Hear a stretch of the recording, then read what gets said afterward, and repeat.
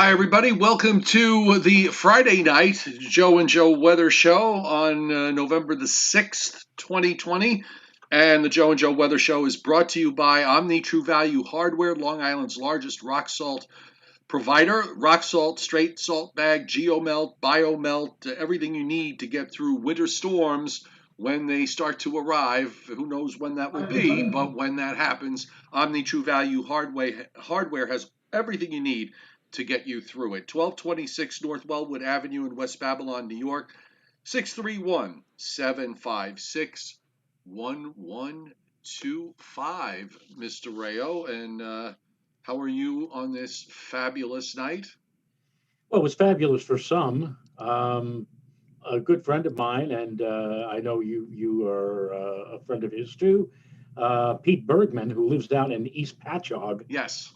started sending me messages around 1:30 this afternoon, saying the visibility was going down rapidly, as was the temperature.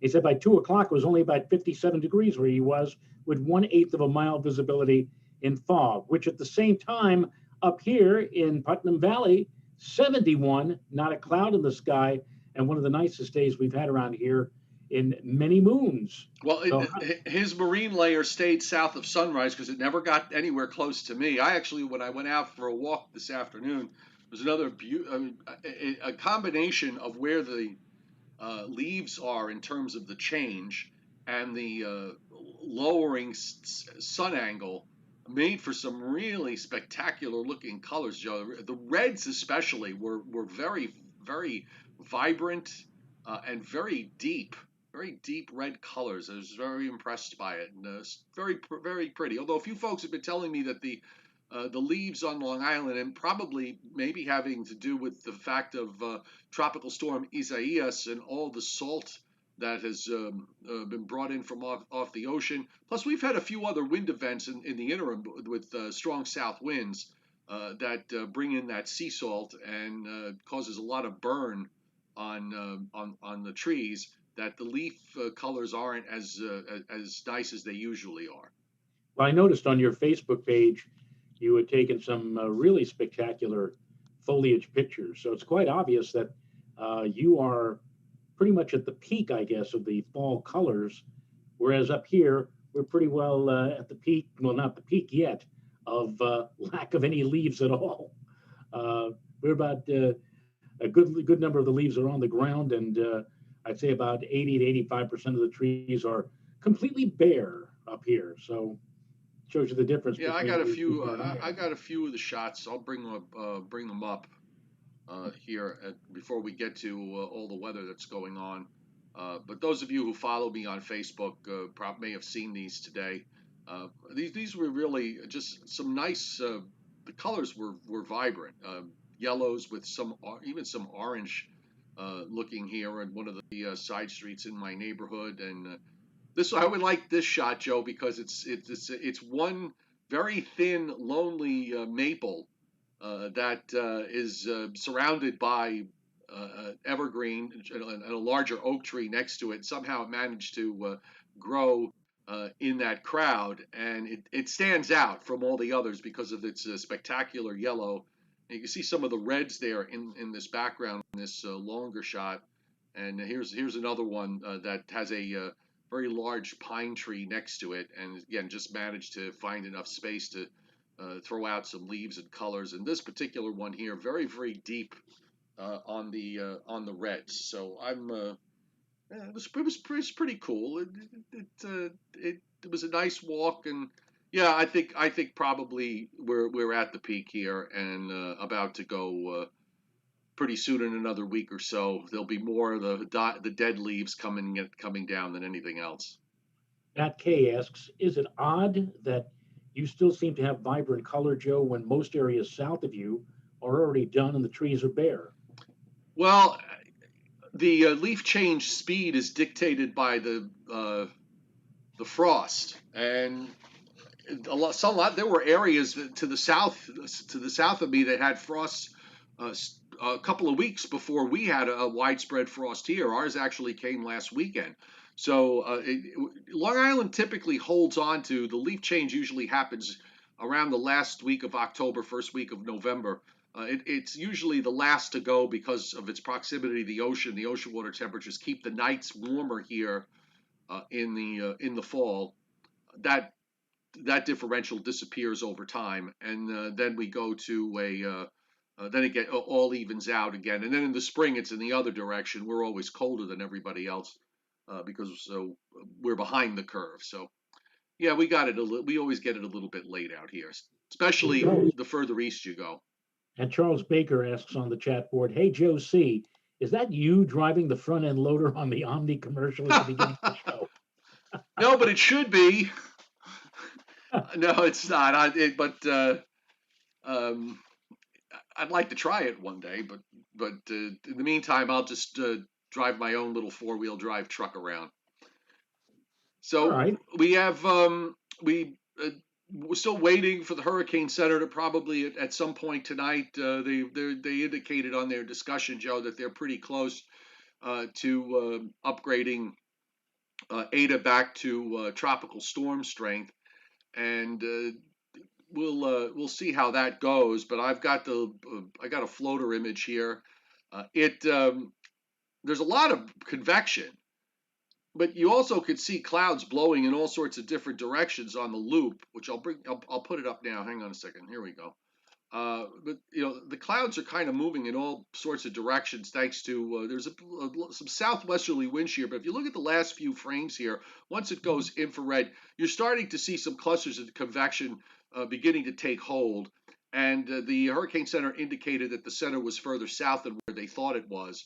So once it gets out a little bit further to the northeast, which it will do, this will be upgraded to a tropical storm. But it's going to have probably a bit more of a I don't know if you want to use a hybrid or a subtropical look to it with this upper low that's to the northwest of it, and you can tell because once you go up to around the Yucatan Peninsula and go north and west of there into the Gulf of Mexico, they're really skies are basically clear. There's going to be it's going to have a bit of a distorted look. It's also tilted northeast southwest, which tells you that there's some shear going on. Yes, and cyclones, tropical systems like this do not like shear. But again, moving out over the open waters now, we can anticipate that indeed the storm will start revving up, so to speak. Again, the big question is after it does rev up, where exactly is it going to be going or headed? It looks like that folks in the vicinity of the Florida Peninsula will certainly be seeing some wet weather out of it, and we'll monitor and see how things go as we progress through the next few days. Yeah, the Hurricane Center's been kind of struggling a little bit with their forecast, tugging it to the west, tugging it to the east, changing the timing on it a little bit. They slowed it down yesterday. Now they're speeding it up a bit today. It looks like the GFS is going to be a winner again in terms of bringing this out the way it did back a couple of days ago.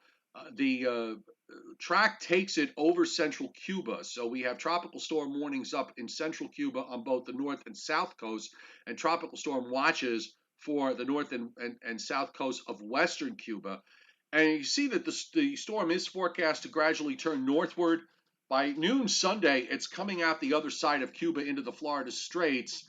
By midnight Sunday night, it's just south and west of the Keys. Now, again, this is the Hurricane Center's forecast.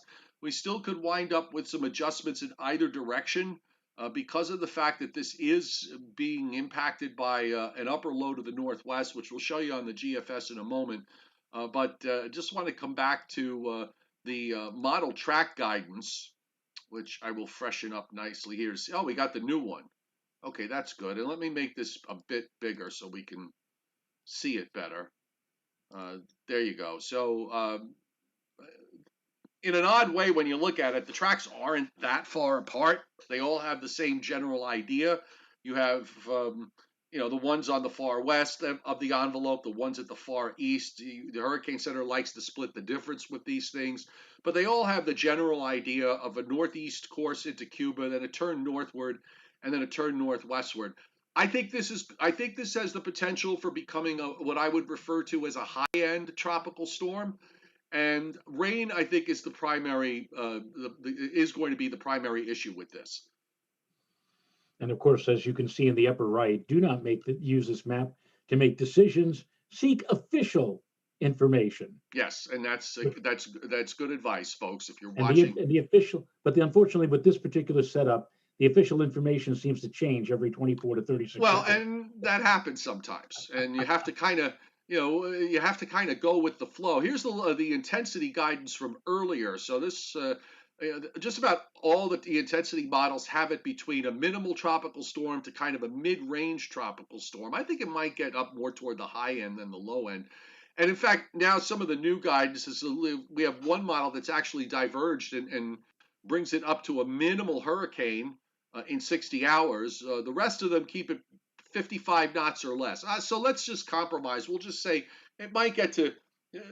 You might see this eventually produce top winds of 60 and maybe pushing 70 miles an hour sustained.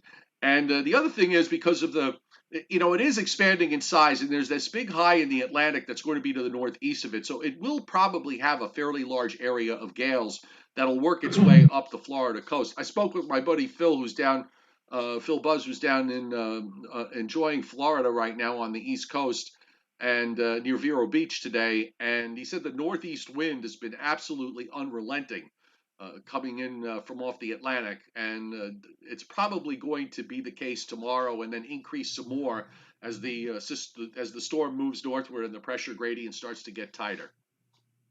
And meanwhile, while we're watching all this, not on the 12Z run, but on the 18Z run, the GFS is trying to cook up some kind of a tropical cyclone for, well, my goodness, now we're looking all the way out to 384 hours to the midday on Sunday, the 22nd of November. They've got some kind Right. of a system that looks like, I don't know Well, what. we did say yesterday that it looked like the models were, you're still going to be left with low pressures in the Caribbean and also in parts of the southern Atlantic. So given the kind of season this is, uh, it wouldn't be a shocker if we wind up with another named storm or two before it's all said and done. I'll bring up we'll use the Caribbean southeast U.S. View here of Eta, and I'll roll it back to where we are now. And this is the new GFS that we're looking at. You'll notice, by the way, there's your 1026 high in West Virginia. So as a result, you've got a lot of isobars there from North Carolina down to where the low is developing. The gradient isn't especially tight here, but it's tight enough that you're producing this kind of very long easterly fetch from the Atlantic that goes Joe, this easterly fetch runs from at least probably out from about 40 west all the way into Florida. That water. There's probably going to be some tidal issues with this because of this unrelenting easterly flow. And then if you watch going forward, by tomorrow evening, it's approaching the central coast of Cuba. The GFS is a little bit slower, not much slower. 1 o'clock in the afternoon, it's coming out the other side in the Florida Straits, and then the model does try to deepen it a little bit. It gets it into the low 990s. I can't see if that's a 97 low. That's 97 low, 97 pressure in the Florida Straits. We've seen some runs go down into the upper 80s to mid 90s on the lowest pressure. So depending on how much shear it has to deal with, but you see the rain that does come up here, and it just kind of sweeps on from the southeast to the northwest into Florida. The actual center, Joe, goes into the Gulf, but the tropical moisture may wind up getting pulled northward by the next cold front, and we'll probably see some of that on Wednesday of next week. Wednesday, and if the front can manage to move on through, it may actually turn out cutting off the precip for a little while, either very late Wednesday night or early Thursday. And then there's another system coming in from the west that may provide its own share of scattered shower activity to close out next week on Friday the 13th. Now, in the long range, you just mentioned about something. See, there's a wave that's northeast of the leewards, and you see it here that the GFS uh, does something. Actually, this doesn't do very much with it. Let me just make sure I got the right run. What do you think you were looking at, 18 or 12? That might have been from earlier today. That might have been the 12Z run. So let me roll this back. Yeah, as I said, the 12Z didn't really do, the 18Z is really making a lot more out of this Yeah. in the long range as opposed to the 12Z, the Yeah, primary. I thought I looked at the 18Z on my phone about an hour ago, and I didn't update it on my computer. It actually does wrap this up down almost into the high 980s, with a landfall somewhere in southeastern Florida on Monday morning, and then it takes it west. Remember, folks, this is just one model. There are other ideas on whether it could be further southeast or southwest of this. Well, more than likely more west than anything else, and maybe a little bit further to the south.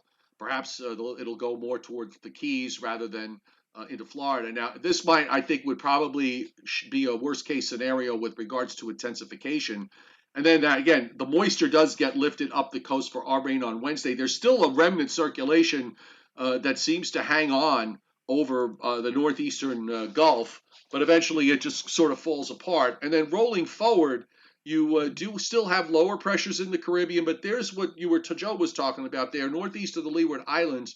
It does develop something both there and in the Caribbean, and it sort of loses the one. Well, again, this is going to be from run to run. The bottom line is that the pressures in this entire region here remain very low, and also you have lower than normal pressures out east of the leeward. So it would not be a shock if you wind up with either one or both of those systems developing in the longer term. I just figured it all out, Joe. Yes. We're going to have here in New York, we're going to have a hurricane warning on Thanksgiving morning. Oh, be nice. Be nice. No balloon flying that day. I'm showing. I'm rolling back here. I've got the. Want to look at the upper air with Eta, and one thing that stands out is all that. I don't know what color you'd call that. Is that brown or reddish brown throughout the Gulf of Mexico and through the Florida Straits? There is. That ochre? What's that? Ochre? Ochre what? You're asking what color? Ochre? Reddish brown. I thought the reddish brown would be kind of an ochre color. Oh, I've never heard that. I've never heard that. Really? Yeah, I live a sheltered existence. But there's a ton of wind shear here. This whole region, across from the Gulf of Mexico out into the Southwest Atlantic, very strong southwest winds. 20 to 30 knots is what the Hurricane Center is indicating, and it's managing to just kind of survive inside that environment, but this is preventing this from becoming anything more than, as I said, a high-end tropical storm. Maybe because of the upper low that's in the Northwest Gulf, you get a little bit of juice with that, and you wind up with something getting a little bit deeper. So this is definitely going to have that sort of hybrid look to it. And here's how it looks. We'll go up to 18,000 feet. We'll look at the 500 millibar level, and you'll see what I'm talking about here. You see that there's an upper low in the right. You could probably put the upper low center near Houston. This is this evening, and this represents your tropical system. This is Eta as it starts to move northeast, because you got these southwest winds steering it, and that upper low eventually weakens, and you wind up with what looks like almost a long little trough here that extends out from what's going on in the west down into the northeast, into the eastern Gulf of Mexico, down into Cuba. That is lifting up the tropical system northward, and you see it there all wrapped up over Florida. And then, of course, it just kind of disappears over time as higher pressures begin to build both in the Southwest Atlantic and through the Gulf of Mexico. You should recognize from what we saw through most of the summer, folks, we've got this sort of very skinny ridge. This time it's oriented northeast southwest, and then of course your pressures as a result down in the Caribbean area still remain low, as they also remain low out in the Southwest Atlantic. So it's not a shocker that the models are trying to do something with this. Another system being indicated there for the longer haul. Brian Archibald on the chat board says the Atlantic Ridge is breaking down next week. Yeah, only to fly back up again. So it's like it's one of those things that doesn't want to go away. Yeah. And oftentimes that's the case. Now, it will go away eventually. You just don't want it to be there for the next 4 months if you're a winter weather lover. That's for sure. Let us switch off to. I'm going to go to, speaking of just cold weather and snow, let's look at the west because we do have a significant amount of snow being indicated for parts of the northern Rockies and even down into down into parts of Utah, western Colorado. You're seeing some snow being indicated into Arizona and northwestern New Mexico, also in California, up the Sierra Nevadas, and throughout much of Nevada and in through Oregon and Idaho. So it does look fairly busy in that part of the U.S. And on the watches and warnings this evening, well, we got blizzard warnings up, Joe, in northwestern Montana. Shocker there. Blizzard warnings up along with winter storm warnings, and still a lot of counties under winter storm watches that extend down into a few counties in in Idaho. And we also have winter storm watches in parts of northwestern Arizona, parts of Utah, uh, parts of Nevada, and also in California. The Sierra Nevadas all up and down under winter storm warnings with winter storm watches on the eastern slope, on the eastern side, as you get to the Nevada state line. So, this is a winter storm for that part of the country. In the meantime, it's a blank slate everywhere else, from the plains all the way to the East Coast. Nothing of consequence happening. It's wonderful. It's just that today was a gorgeous day. I kind of put off the yard work until tomorrow. Tomorrow I'll just get up and just proceed to And take just care of get the it things. done. Yeah, just finally get it done. But it's been gorgeous here the last few days. And even Sunday and Monday look like they're going to be pretty nice. Well, even Tuesday. Not really until Wednesday that we'll. My You know, only issue with Tuesday is the wind may no longer be from the west, and we may have one of these situations with a dirty high ahead of that cold front that maybe we'll get into some clouds that'll have a tough time getting out of the way. That's my only issue with regards to my issue regarding Tuesday. I think we're good till Monday, but Tuesday I have questions in terms of cloud quality, sky quality, let's call it. okay. Well, we all know you're a connoisseur of the clouds, Jim.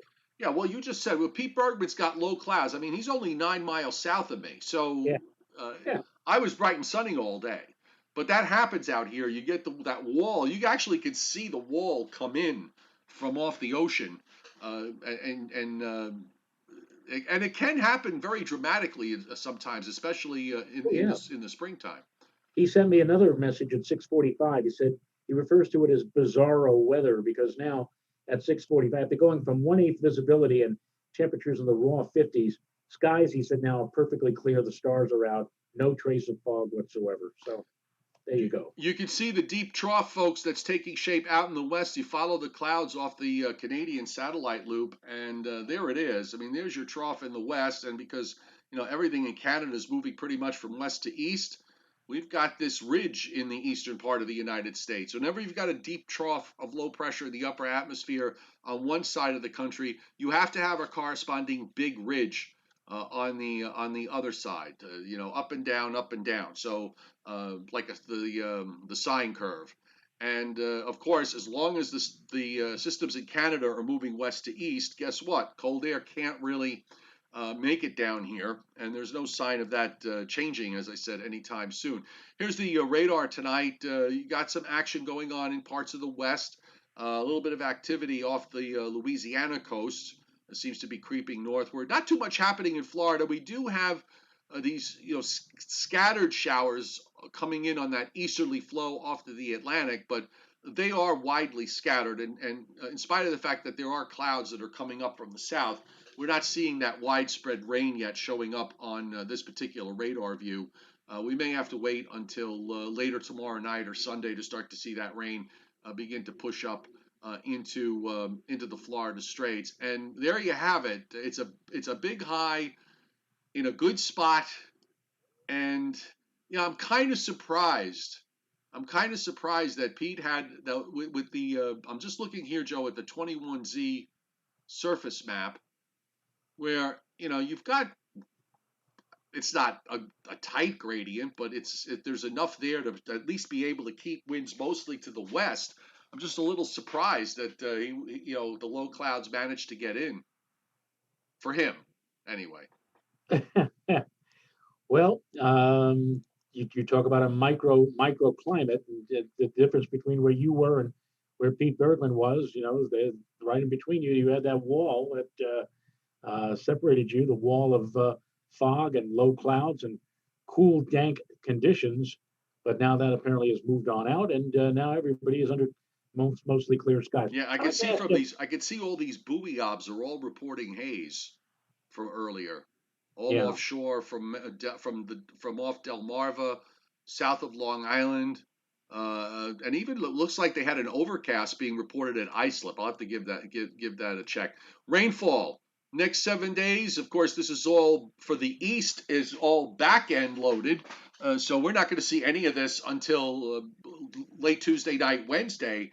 WPC pretty bullish on rainfall, Joe. An inch and a half running from southern New England down through much of New Jersey and eastern Pennsylvania. And then you get into some bigger amounts of several inches in over the Delmarva Peninsula, Virginia, North Carolina, especially northeastern North Carolina, 3+ inches there.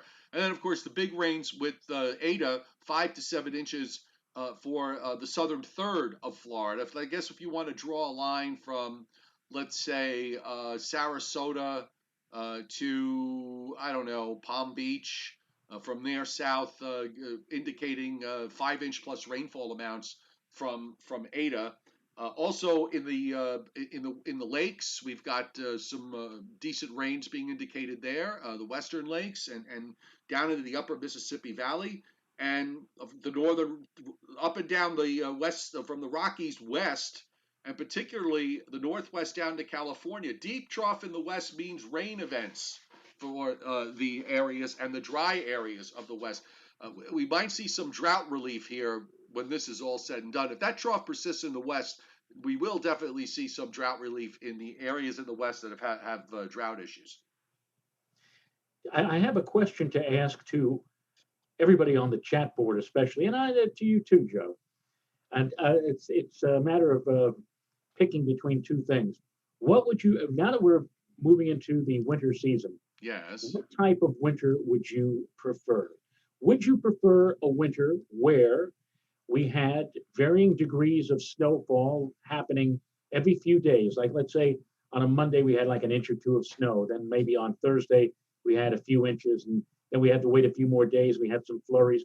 And that's how the winter would go, all straight on through January and February and even on into March. Would you prefer a winter like that, also with varying degrees of cold weather?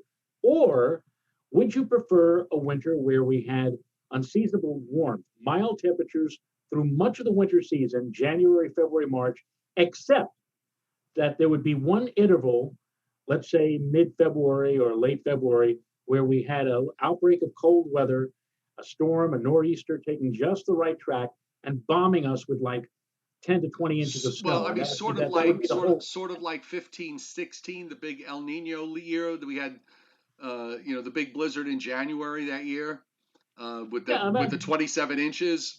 well, yeah, something And like we had that. actually after that we had some other events that followed, so it really kind of depended on your location.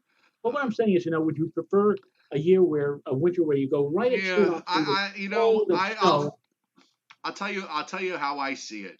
When I was when we were working on a daily basis for somebody else, Right, uh, you, we worked just as hard for those 1 to 3 inch snows as you did with the big ones. Okay, right. so that but that now that I'm not having to deal with that, I wouldn't. I don't know. I guess I probably would prefer the if since you're giving me the choice, I guess I would prefer more little ones rather than nothing for all of the winter except for one shot. Right. I'd rather get more. I guess I would rather see more little ones. I don't know. It Okay. doesn't really matter too much to me. If you're forcing me to make a choice, that's kind of how I would do it. I guess. All What right. I'm about just you? me. I would prefer going through much of the winter without having to deal with anything, and then with the knowledge, Yes, let's that's say called several. Florida. Yeah, no, but I mean, with the knowledge of knowing, let's say 3 or 4 days in advance that, hey, we're finally going to get the big one, and it's coming, later this week, and the big one ends up dropping like a foot or foot and a half of snow. But that Right, would be the only one. That would be the only right. really big snowfall. I would And prefer to and go with and that. and 5 days later, it'll be in the 50s with a rainstorm to wash it all away. Well, if you get it, if you get it at the end of February or even during the month of March, that's quite possible because you can Yeah. get a big warm up after the fact.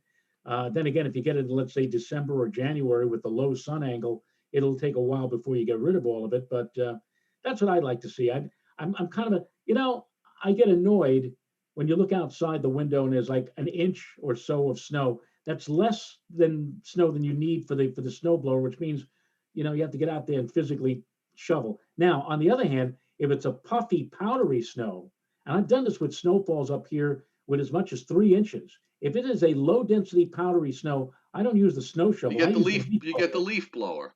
Right. And just, and my wife, of course, looking out the window saying, I think it's a waste of time. You should use the shovel. You get out there. Oh dear Mrs. Rayo, bless her heart. Um, anyhow, let's roll to the long range because we know we're not going to see anything here. And by the way, November is not any sort of leading indicator. What happens in November is a prelude to what happens for the rest of the winter. It just isn't. I've, everybody, you try to people jump on that idea, especially if we wind up seeing snow in November, trying to say that it's out. If it happens early, that means the rest of the winter's terrible. If it doesn't happen early, that means the rest of the winter's terrible. No correlation There's proven really no whatsoever. correlation. It kind of splits down the middle between the accumulating snows in November and what kind of winter follows. And again, if your perspective is the I-95 corridor from Washington to Boston, it's an entirely different world, 50 miles to the northwest of there. So obviously, we are seeing a deep trough in the west, a big ridge in the east. There's Eta there. I've got it moved up to Sunday, actually to Monday. And moving along, the western trough lifts up into northern Labrador. You can see there's an upper high off the east coast, and you do have short waves in that western from that western trough. But Joe, it's a straight look at the Pacific. It's just a mess again. You got this straight westerly flow, pretty much across the Pacific into California, running across the country. All the main action is back up in here in the west, and the systems that come out of it lift up fairly far to our west. So there's no chance for that jet stream to kind of push southward. And going through in the long range, guess what? The ridge comes back. We're at Thursday, November 19th now, and we've got a lovely ridge off the mid Atlantic coast. And there's that trough in the wet, doesn't go away. It's persistent from run to run. Now, eventually, these all patterns break down. Eventually, this one looks like it's going to hang for a while. So, if you want to see some signs of hope, you can say that since we just recently got into this, if it lasts 4 to 6 weeks, which usually is about ripe for weather patterns in terms of their longevity, it would say that sometime in the early to middle part of December, there should be some sort of movement as far as the upper pattern is concerned. Now, where it moves to, I don't know. You could move from an unfavorable pattern in the east for snow to another unfavorable pattern in the east for snow. There's nothing that says it has to go to something that is more favorable for snow lovers. So just bear that in mind. Right now, the western trough is persistent. And if we even just look, I'll bring up the total snowfall for the next 16 days, even though the specific numbers don't matter. But my point is, with the trough in the west, you can see where all the snow is going to be. As soon as all the maps load, you'll be able to see where all the snow is going to be. Good. I wanted to just kind of loop it. But the cold is all in the west, and you get snow growth there, fairly substantial snow amounts in the western part of the United States and across southern Canada from east to west, but not quite all the way south. And except for northern Maine, very little. There's nothing in the eastern part, which is that's what you're going to get if you've got a ridge in the east. Yeah, and I'm just thinking ahead, Joe, to next week. Next week is the second anniversary. No, not next week. The next a week from Sunday would be the second anniversary of that infamous snowstorm that a lot of forecasters kind of fell by the wayside in their predictions. Of course, you and I have argued, not argued at each other, but we did warn the day before Oh, about right. the fact that, That was what, 2 years ago or three? It was 2 years oh, it ago. was 2 years ago. It Two was two years years. ago. Yeah, we said that. Yeah, we talked about. We said on the air the day before. I'm never going to let Jeff Banson forget it though, because that morning, I was having a conversation with him, with a group, with a couple of people, noting that the if you looked at the numbers on the Foose and the Mosses and everything else, it gave LaGuardia 3 inches. And he said to me, "There's no, he didn't see LaGuardia getting 3 inches." And I think they got I think they got uh, at least three. Maybe they had more. I have to go back to see what their totals were. I'm sorry, But Jeff. I had to. You get a you get a shameless self promotion that way. So eh, it's a good thing. no, but the thing about that storm from 2 years ago was that what we said to everybody was that you have to be prepared that there is going to be snow on the ground the following morning, and we were telling everybody, we hope that your local Department of Traffic or your local municipality at the very least treats the roads The because night it. before, Joe, on the air, if you recall, I told the newsroom this. I said prepare for tomorrow, because even if we only wind up getting a coating or an inch or two, the evening rush is going to be an absolute nightmare. So there was no reason to be unprepared. And Correct. you may remember, I when I went home that night, driving home that night, what struck me was that none of the roads were pre-treated. There was nothing.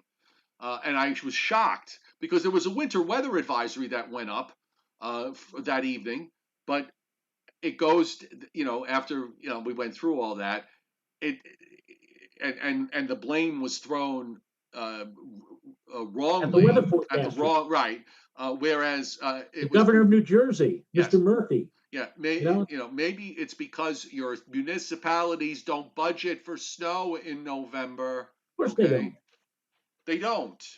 They don't. They don't. They They don't. They only budget budget for from December on December, January, February. and If March. there's anything left, they'll use it during March. Yeah. Never November. Nope. That's why they call the month November. There's no budget in Right. Denver. Exactly. So And that was the whole thing, the whole deal. If they had treated the roads, if they had at least put the brine or the yeah, salt it or would have been a whatever lot down better. on the roadways, it wouldn't have been anywhere near as bad as it turned out. Because as it turned out, all right, admittedly, instead of 1 or 2 inches, some places picked up a lot more, but it still wouldn't have been as bad if at least the initial coating of Right. the roads had that initial treatment. But there was no treatment, Right. so the snow stuck immediately and piled up immediately, and people didn't get home for 5 hours that night. It was crazy. Well, of course, those that went to Omni True Value Hardware weren't. They got You got it. There's an extra plug there for you. You got, because you are Long Island's largest rock salt provider. So Right. See that? anyhow, if your town isn't going to treat the roads and we have the chance for a November snowstorm, folks, you know where to go. December. 1226 North Wellwood Avenue. We had a storm in mid-November 2 years ago. We had a storm on the 1st of December last year. And in fact, up in Albany, they had 22 inches. Right. Right, Mr. Veltman? Yeah, Yes. 22 inches. Maybe some spots got even more. We here and it was crazy here in the tri-state area, Joe, because some parts of the tri-state area had an inch or two. And I remember distinctly right across the Hudson in parts of Orange County, they had over a foot. And that was it. That was the big storm of last winter, Of the December the whole, 1st. right. It was 2 winters ago. Uh, there was nothing that happened after that. So Right. the rest of the winter was just a big duh. Yeah. Anyhow, checking out our weekend, of course, with this lovely high overhead. Barring any marine layer surprises that may happen locally in your area, we are in good shape. You can see Eta coming into South Florida, some showers up in the western lakes, some snow down in parts of Colorado and New Mexico, more systems coming into the northwest, another frontal system to the lakes. Now, this is the one, you see that tropical moisture from Eta, part of it separates and moves up the coast, gets hooked up with this front, and we get clobbered with rain here Wednesday into Wednesday night. Then once that moves away, it's going to depend, I think, Joe, as far as the second half of the week. Is that frontal boundary going to, when it goes by, because of the ridge off the East Coast, it may not be able to get very far, and that might put us at risk perhaps for a couple of ripples to move along it, which is what the GFS is sort of indicating for the end of next week and into Friday and Friday night. And then after that, looks like there's enough of a push to get a high in here to clean house. But we'll see. But again, going through the next 16 days with the kind of pattern we have, all the actions in the west, and there are no storms of consequence here in the eastern part of the United States. And the day 16 now is November 22nd, which is Sunday, November 22nd, a few days before Thanksgiving. And it's the milder than normal temperatures are just going to continue until further notice. And the Climate Prediction Center, on their weekly experimental prog of probabilities for precip and temperature for the next 3 to 4 weeks, Joe, has all the way into early December above normal precipitation. Above normal temperatures, near normal precipitation, but not too far away from here. They have below normal precip. So what they're kind of suggesting is a warmer than normal month of November, which we're already into now, and below normal precipitation when near normal precipitation. So if there's going to be any early snowfalls this year in November or the beginning of December, it's going to they're going to have to pull out of a hat, because it doesn't look like the setup is going to be favorable for that, at least this year. By the way, just a reminder, everybody, Monday we're going to have meteorologist Larry Cosgrove on, and his big thing is long range, and he's going to be talking about the upcoming winter. So that's on the Monday evening Joe and Joe Weather Show at 7:30 Eastern Time. So have your questions ready on Monday, especially those of you who are on my weather platform on Patreon. Have your questions ready, and I'll tell you on Monday why I'm saying that. While I have this up, I might as well, some of the newer climate models kind of dropped in, the CFS, and you can see here when you look at it, if you got that reddish brown area, that's telling you that it's a warmer than average pattern, and the mean pattern for the month of December is warm for virtually the entire country, okay, on the new CFS. I would just say that the reliability of the CFS is not really, it has its moments, but it doesn't. I wouldn't bet the bank on this. Now, interestingly, it does flip a little bit on this run for January. It has a near normal look to it in terms of the upper air, and it looks like it has a troughing in the eastern part of the United States and more of a ridge in the west. So you can see the blue area across the northern lakes in southern Canada. So that's kind of telling you that this is a more favorable jet stream pattern that's shaping up on this run for January. And then for February, guess what? We're back to the ridge in the east, trough in the west scenario. Now this goes opposite of what I think Larry Cosgrove was talking about when I was reading some of his stuff, and also Jim Witt, who was talking about maybe February being closer to normal. This argues the other way. And then March is just more above normal stuff with troughing in the west and ridging in the east. So there is a little window here on the new climate runs. Let's see if they have the CAN-SIPs, which is another model. Let's see. So this one, let's go to December. Now, interestingly enough, on this particular model, it's not quite as warm as the other one is for December. We're warmer than normal, but it's actually warmer than normal, more warmer than normal from the southwest to off of California, and there's we're kind of on the edge of near normal upper air here for December. January, and by the way, this doesn't do you any good since it's an average for 30 days. So who knows? That could mean you could have a stretch of weather in there where everything is favorable for a week or 10 days, and then the other 2 or 3 weeks it isn't. January, more troughing out in the west, more ridging in the east. February, yeah, I mean February's pretty much repeated January, kind of back on the edge, closer to normal for March.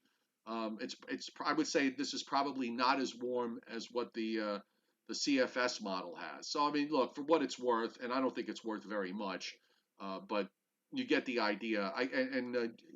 I'll go back to the CFS just to change the maps scheme, and we'll use the 2 meter temperature anomaly. So that kind of gives you a better idea, I guess. So December, you can see virtually the whole country on the CFS is above average. It would pretty much say that the pattern we have now sticks. Now January, cold around the Great Lakes, the upper Ohio Valley, back up through the northern plains. We're near normal here in New York, New Jersey, Pennsylvania, Delaware, the Delmarva Peninsula, a little above normal in the southeast.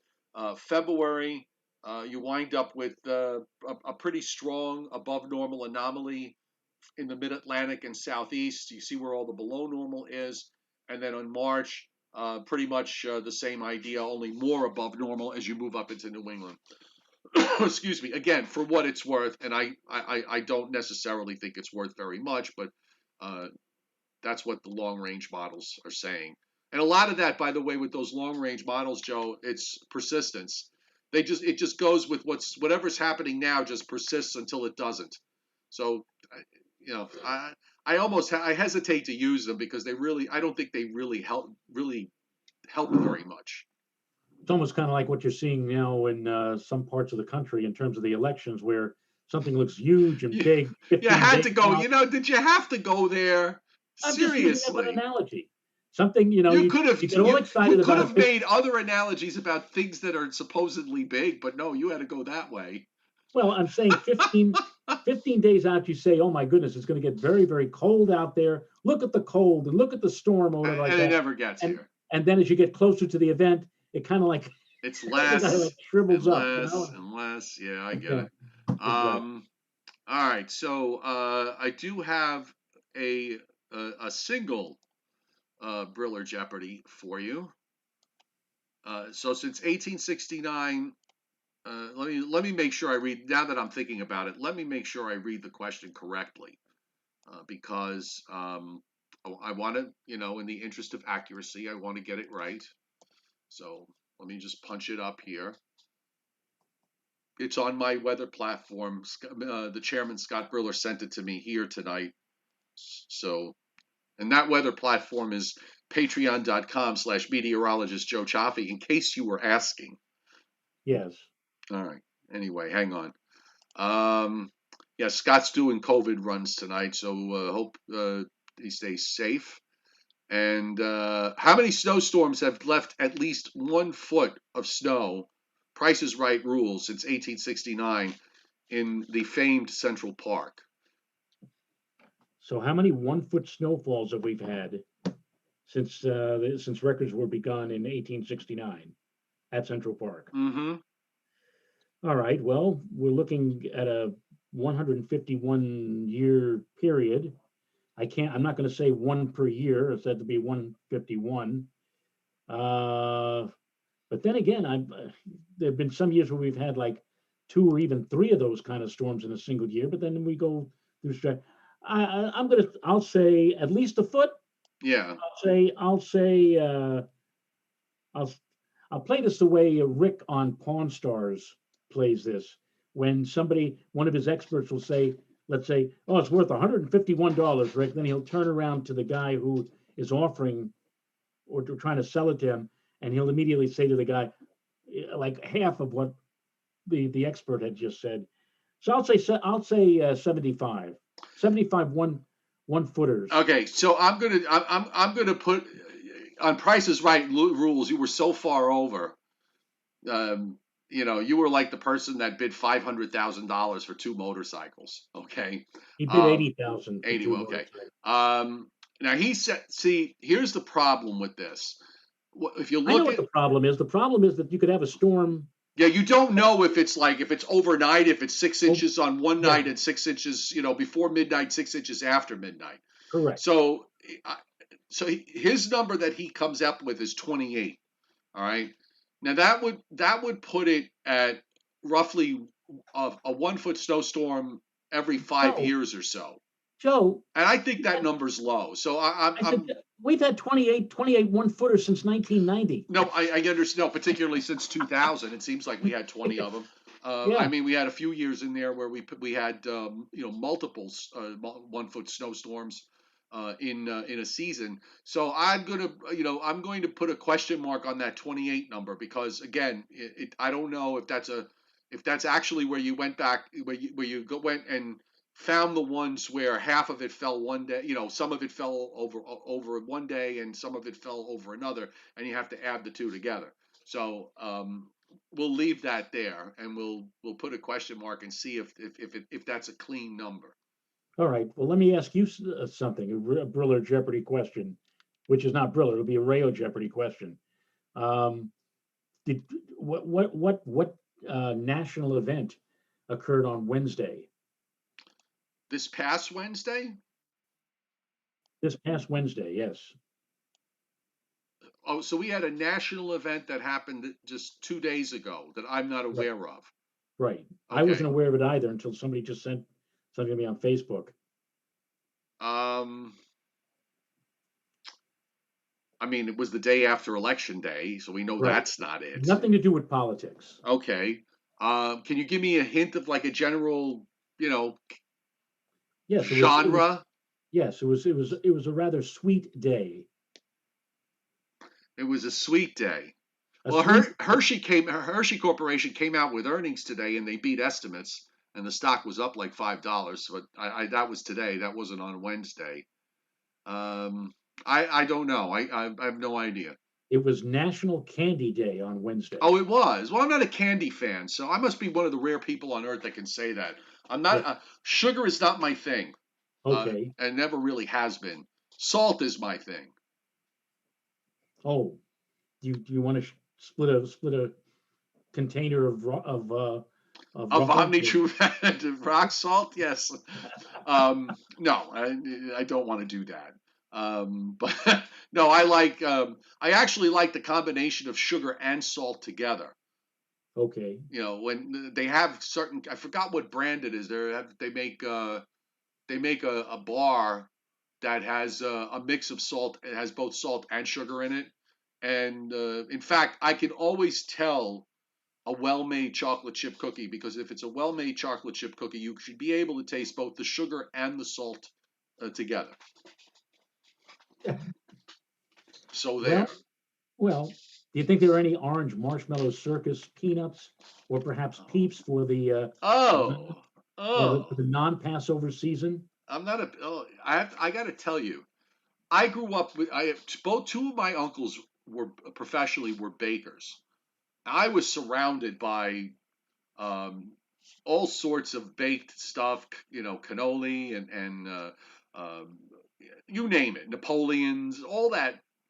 I hated it. It was no, it, I couldn't do it. I just could. I never liked birthday cakes. Ice cream, I'm fine with. Well-made apple pies that have no sugar sprinkled on it. The sweetness is from the apples, not from sugar that you add. Yeah, I'm good with that. But chocolate fudge pecan pie, which I like. But as far as anything else that has pastries and that sort of thing, especially if it's got cream in it, oh my God, that's wretched, wretched, wretched, wretched. On that happy note, ladies and gentlemen, Yes, we will be seeing you, I hope, on Sunday Sunday at 11 a.m. at 11 a.m. Unless something happens with Eta that requires a serious update tomorrow, we will be on Sunday morning, and uh, and we'll go through everything then. And Is that then on Monday night we'll be in Cogsgrove's Corner. yes? I'm thinking of I'm thinking Cosgrove's Corner, Larry Cosgrove. Yes, Monday I'm night thinking at about 7:30. I'm thinking about Cogswell from the Jetsons. Oh, You remember okay. Cogswell? Yes, Cogswell Cogs. yes. And the Joe and Joe Weather Show, again, brought to you by Omni True Value Hardware, Long Island's largest rock salt provider, and also the largest provider of mag ice melting pellets and flakes, Petalo Premium Snow and Ice Melter, Biomelt, Geomelt, spreaders, shovels, snow blowers, you name it, they got it. 1226 North Wellwood Avenue in West Babylon, New York, 631-756-1125. OmniTrueValue.com is the website. So we will see you on Sunday, Mr. Rayo. I will be here. I'll be here. Just make sure you're there. Yeah, exactly. All right, everybody. Have a great night, and I hope you have a